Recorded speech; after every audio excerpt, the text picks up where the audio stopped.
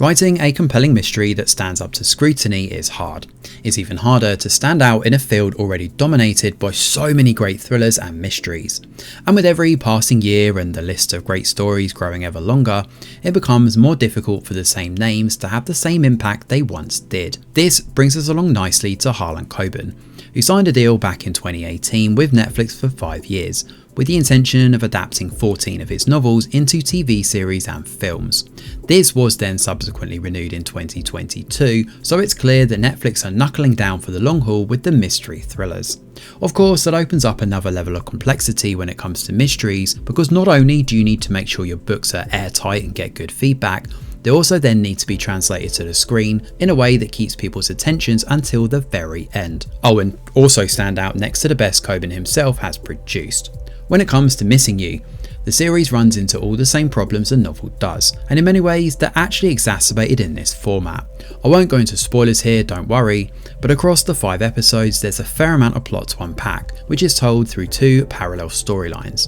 These plots take place in modern day London and follow a detective called Kat Donovan.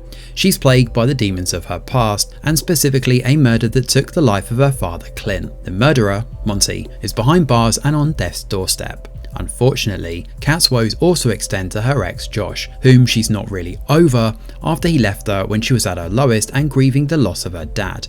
Jumping through one-night stands and meaningless flings, Kat instead throws herself into her job. She works in the missing persons team, and her latest case involves a man named Rishi. From here, the story seesaws between 2 completely disparate plot lines, crowbarred together in a pretty messy, haphazard way, leaving more questions when you finish the show than answers. The inciting incident that sparks everything stems from Kat using an online dating app, only to find Josh on there as a singleton. Despite disappearing off the radar for over a decade, Kat is shocked to find him online. As the series progresses, Kat investigates exactly what's going on with Josh and why nobody has heard from him. This is then awkwardly intertwined around the Rishi case, which is embroiled in a much larger conspiracy involving a big financial scam and more, which I won't reveal here. Both plotlines collide into a dramatic finale where, just like the book, Coben can't help himself but throw in a last gasp twist and 2 separate endings which messily top off what is, in essence, a turbulent story at best. The problems with the narrative start early on and unfortunately only grow worse the longer you watch. There are some of the usual unforgivable technological sins, like the fact nobody thinks to look deeper into the dating app or contact those behind it. But these are minor grievances compared to some of the bigger narrative blunders that, when examined, do not hold up to scrutiny. You see, Kat's credentials as a missing persons detective should make her prolific at her job. The first scene in the show immediately sees her show off her smarts and strength, subduing a large man with a knife in a kitchen, while simultaneously effortlessly crafting a narrative for herself to a date for the night.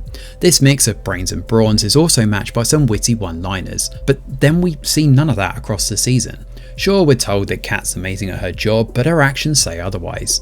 She's overly emotional, erratic, and, at best, completely bullheaded to the point of derailing her own investigation. At one point, she's suspended from duty, but instead of infiltrating her workplace cleverly, she just bursts in through the front door, in full view of everyone, and uses her phone to record details on someone else's laptop. That's before mentioning a contrived exposition dump where Kat's colleague Charlie is talking about archived data online, and she tells him to explain it to me like I'm 5. Despite being a detective that's supposed to be a whiz at looking online and sussing out irregularities in cases. The show is quite tropey, which I guess can be forgiven, given these are part and parcel for mystery shows, but the biggest issue here comes from the show's villain. When I say their motivations are wafer thin, I can't stress how thin they actually are.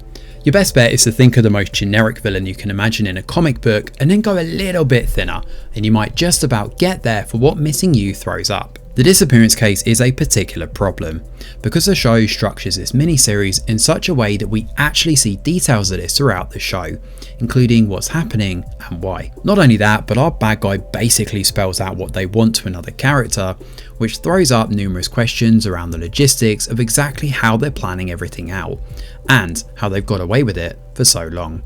I genuinely don't know whose idea it was to include shots of this, including an exposition heavy monologue about their motivations, but it completely sucks any sort of mystery out of this one. Watching the police run around like headless chickens, struggling to find connections we've made 4 episodes back is not fun, and it completely undermines any sense of mystery. The series also has a big issue with its characterization. Every single male character in this show is either incompetent, evil, stupid, or a cheater. The females, meanwhile, are a complete mixed bag, ranging from over-the-top caricatures.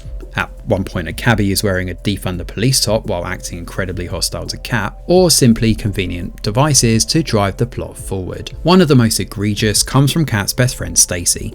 She's a private detective and spends her time uncovering infidelities. This is a recurring theme throughout the show, and while it does tie into something major in the main story, it's mostly played off for laughs in Stacey's case. More often than not though, Stacey is actually used as a deus ex machina device on more than one occasion to help drive Kat from one point to another. When Kat's investigation hits a snag, Stacey is the one who comes up with the answers. In fact, if not for her encouraging Kat to use the online app in the first place, we wouldn't really get a story here. Missing You isn't a complete misfire though. There are a couple of nice twists, and admittedly, this is one you can easily blast through in a single sitting. There's a lot of information packed into the 5 episodes, and a good dollop of action too, as the story races along at a breathtaking pace. However, one could say this was done cynically to intentionally paper over the plot issues and contrivances. So ultimately, Missing You is more of a New Year blunder than a celebratory cracker to kick the new year off with. There's room for 2 separate novels here, and it's almost like Coben couldn't quite decide which route to go, so he just smushed them both together and hoped for the best. Unfortunately, the ensuing result is a disappointing mishmash of what could have been. Compared to other mysteries, this one's a disappointment that will leave you missing the better mysteries in his repertoire. Thanks for watching, and do let us know your thoughts in the comments below. Smash a like or subscribe to the channel, your support is very much appreciated. I'm Greg Wheeler, and from all of us over here at The Review Geek, we'll see you on the next video.